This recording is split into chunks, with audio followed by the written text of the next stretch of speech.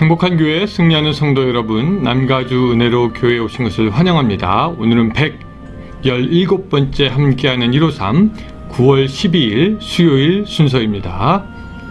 여러분 혹시 이런 말을 들어본 적 있습니까? 제가 예전에도 한번 언급했던 것 같은데요. 계획하지 않는 것은 실패를 계획하는 것과 마찬가지다 라는 이야기입니다. 오늘이라고 주어진 하루, 여러분들은 무엇을 하실 생각입니까? 다른 모든 일보다 먼저 하루를 주님께 드리기로 계획한 여러분들, 주님의 이름으로 축복하고요. 뿐만 아니라 남은 하루도 하나님께 영광 돌리고 선한 사업에 힘쓸 계획을 함으로 여러분 오늘 하루도 주님 안에서 보람된 하루를 맞으시기를 부탁드립니다. 자, 우리 같이 마음을 모아서 찬양하겠습니다.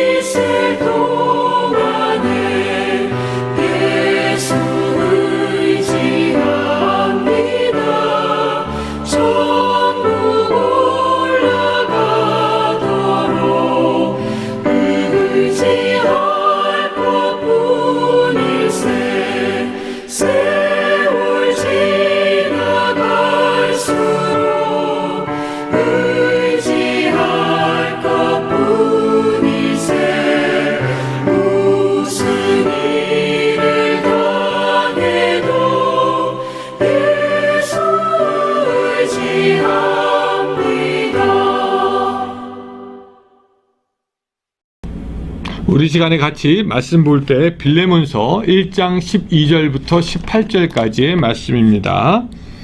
자, 1장 12절부터 18절까지의 말씀인데요. 여러분들 성경책 다 가지고 와서 같이 읽으면서 시작하도록 하겠습니다. 자, 빌레몬서는 한 장밖에 없는 책입니다. 여러분 아시죠? 자, 12절부터 18절 같이 읽습니다.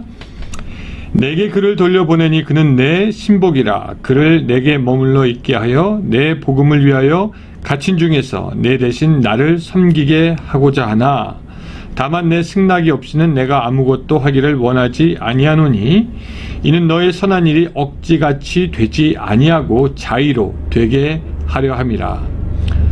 아마 그가 잠시 떠나게 된 것은 너로 하여금 그를 영원히 두게 함이리니, 이후로는 종과 같이 대하지 아니하고 종 이상으로 곧 사랑받는 형제로 둘지라. 내게 특별히 그러하거든 하물며 육신과 주 안에서 상관된 내게랴. 그러므로 내가 나를 동역자로 알진대 그를 영접하기를 내게 하듯하고, 그가 만일 내게 불의를 하였거나 내게 빚진 것이 있으면 그것을 내 앞으로 계산하라. 아멘. 빌레몬서는 바울이 로마에 투옥되어 있던 동안에 골로새에 살고 있던 빌레몬이라고 하는 그리스도인에게 보낸 개인적인 편지가 됩니다. 이 빌레몬서를 이해하기 위해서는 당시의 상황을 좀 알아봐야 하는데요. 골로새의 그리스도인 이 빌레몬에게는 오네시모라고 하는 그런 종이 있었습니다. 이 오네시모가 아마도 노예였는데 이 노예 생활에 불만을 품고 그의 주인의 돈과 소유물 얼마를 훔쳐가지고 도망하게 됩니다.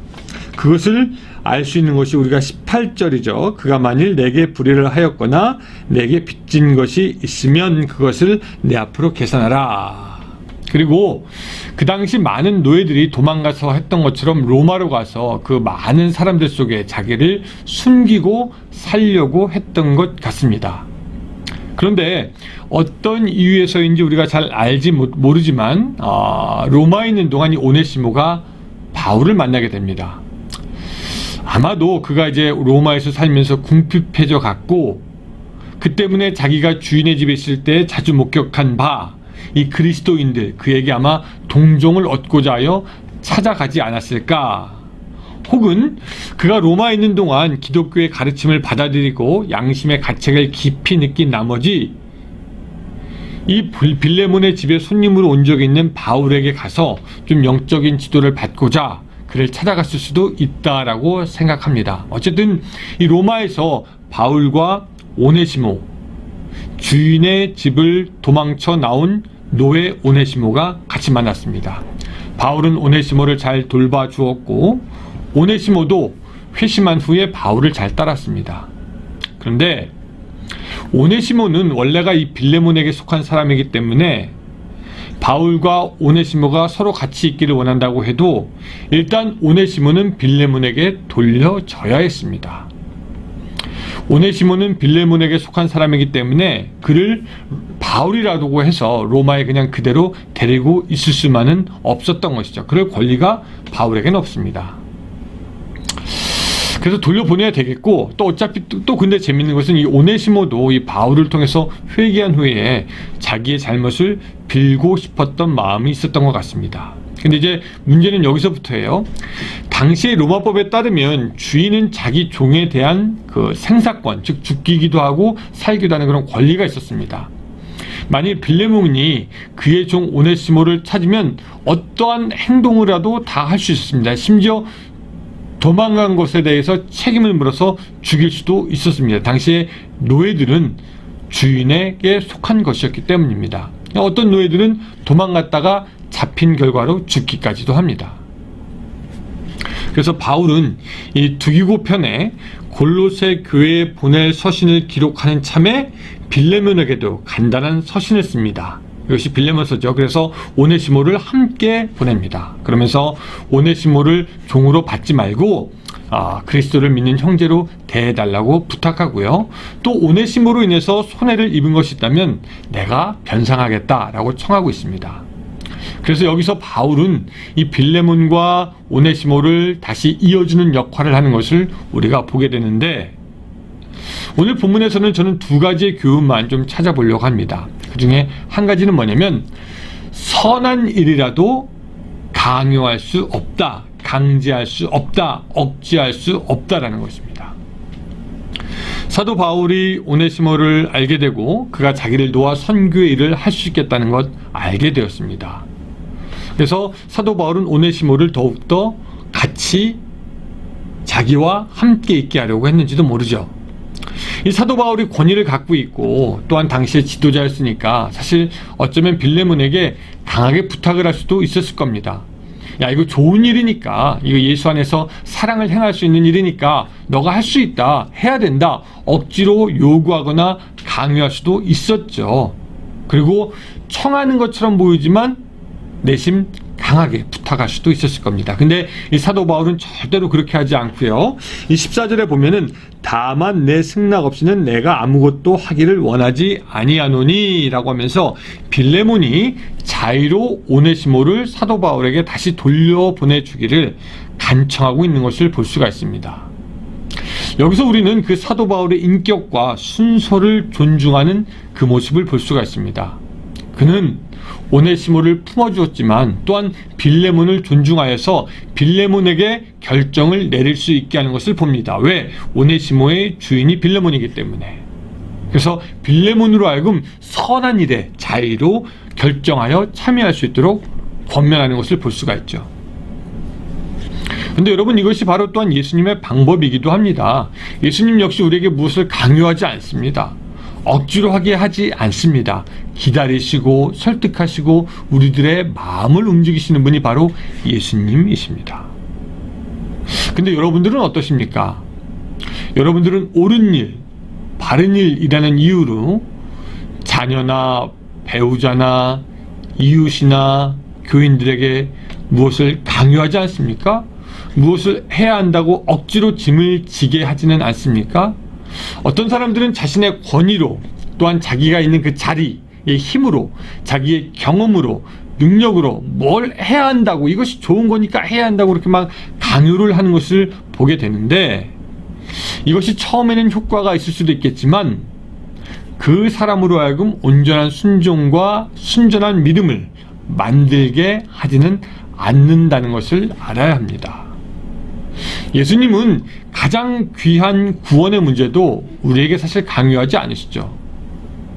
다만 영원한 팔로 안아주시고 모든 사람을 초청하시고 끝까지 기다리시는 분으로 우리가 알고 있습니다. 그러니까 예수님이 했던 것처럼 또 바울이 했던 것처럼 누군가를 강요하는 것이 아니라 서로를 존중하고 인정하여 주므로 선한 일을 이루어 가되 그 선한 일이 자의에서 이루어지는 일이 될 수 있도록 그렇게 생활하는 여러분들이 되었으면 좋겠습니다. 첫째는 우리 가족들에게 그렇게 해야 됩니다. 이것이 옳은 것이니까 이거 해야 돼 강요하는 것이 아니라 그들의 선한 마음으로 일을 이루어 갈 수 있도록 존중하는 것이 필요합니다. 또 하나 우리가 받는 교훈은 무엇입니까?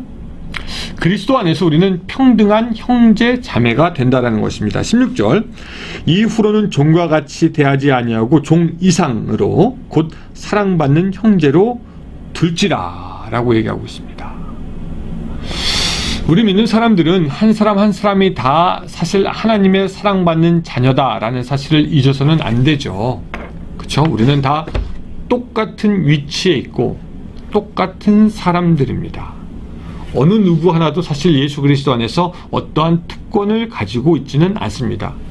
근데 그럼에도 불구하고 이 어떤 기독교인들은 세상의 사람들도 꺼려하는 갑질을 하는 사람들이 있습니다. 세상의 지위와 가진 것으로 사람들을 구분하고 자신보다 열등하다고 생각하는 사람들에게 목소리를 높이고 자신의 생각을 강요하고 주장하는 사람이 있습니다.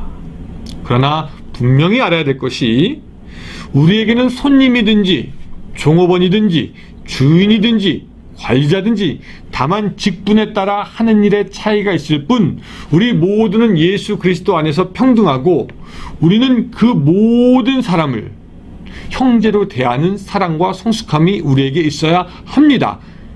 지금은 물론 없지만 노예라고 할지라도 예수 그리스도 안에서는 우리가 형제요 자매가 되는 것을 우리가 기억해야 될 필요가 있습니다.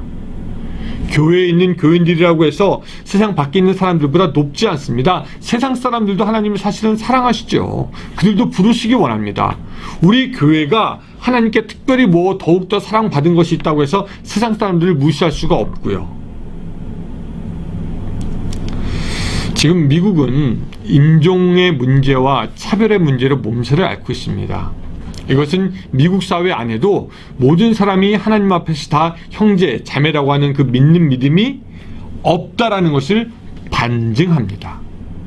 오늘 우리 믿는 사람들은 더욱 성숙하게 모든 인종을 차별 없이, 성별의 차별 없이 대하는 그런 믿음이 있어야 하고요. 그것이 기독교인의 삶의 방식이 됩니다.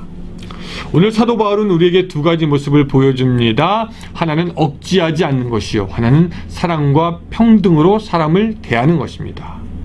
오늘 여러분들도 누군가에게 이것이 선한 일이라고 강요하지 않는 그런 성숙함과 사람들을 내 형제처럼 대하는 그 사랑의 모습이 넘쳐나게 되기를 바랍니다. 그래서 예수 그리스도께서 보여주신 그 모습, 그 뒤를 따라가는 바울의 모습, 그 모습이 오늘 여러분들에게도 있는 하루가 되기를 주님의 이름으로 축원합니다.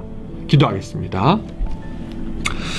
사랑의 하나님 아버지, 오네시모와 빌레몬을 대하는 바울의 태도를 보면서 오늘 우리도 누군가를 차별하지 아니하고 똑같은 형제요 자매요 평등한 사람으로 대할 수 있는 성숙한 마음을 허락하여 주시고, 또한 우리가 하는 일이 선한 일이라도 그것을 강요하거나 강제하지 아니하고 예수님처럼 기다려주는 그런 넉넉한 마음이 있도록 주여 도와주시고, 그래서 사람들이 모든 선한 일을 할 때 자의로 하나님께 영광 돌릴 수 있도록 우리가 뒤에서 도울 수 있게 역사하여 주시옵소서. 오늘 하루 살아가면서 예수 그리스도의 향기를 날리는 하루가 될 수 있도록 도와주시고, 하나님의 보호하심과 은혜 가운데 승리하는 또 하루가 될 수 있도록 역사하여 주시옵소서. 예수님의 이름으로 기도드리옵나이다. 아멘. 자, 또 30분 우리가 또 같이 기도할 시간인데요. 이 30분도 같이 기도함으로 하나님께 더욱더 가까이 나가는 여러분들이 되시기를 바랍니다. 예, 감사합니다.